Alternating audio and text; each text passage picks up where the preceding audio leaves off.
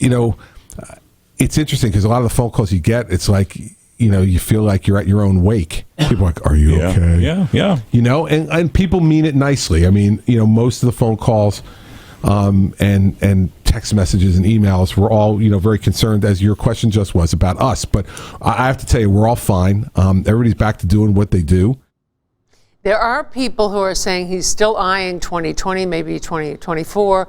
Did anything about his future come up? Yeah, Eric asked him about his future. It's usually his critics who say, oh, he's eyeing 2020 or 2024.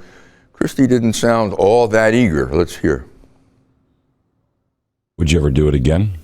I don't know. Who knows? When you're sitting here like 2 weeks out from having done it, you think to yourself, no way, right? Man, I don't know if I could ever go through that again. But I learned in this life that you never say absolutely not to anything, because you don't know where life's going to take you. So he sounds pretty grounded, and he sounds reasonably re-engaged with New Jersey. But he was asked about Trump. They spent about 5 minutes on Trump.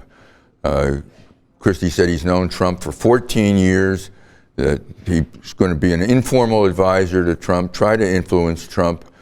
And said he's a good guy. Let's hear this. He has been a leader in his company. He has been a leader from a charitable perspective with many different organizations. And quite frankly, he's been a very good father. And if you look at his children have been enormously successful. They're bright, they're articulate, they're poised. And you know this. That doesn't happen by accident. No. Right? You look at Ivanka and Eric and Donald Jr. Now, I don't know Tiffany and Barron all that well.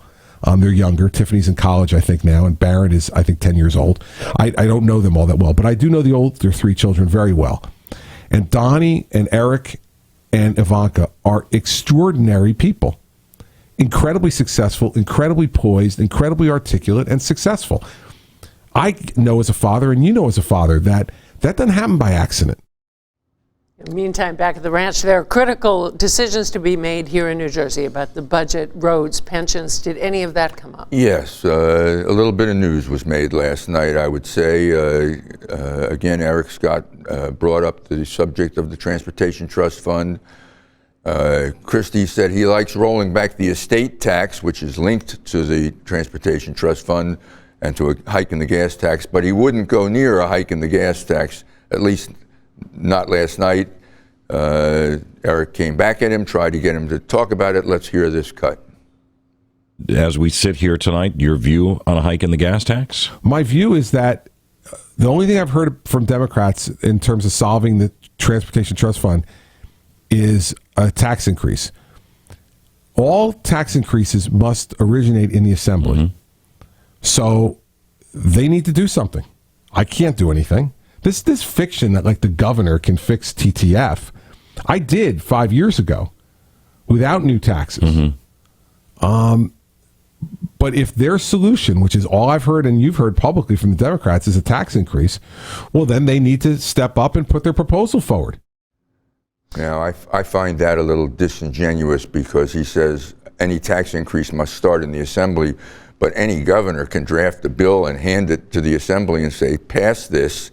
So he is keeping his hands far away from this presumed gas tax hike. But he did get into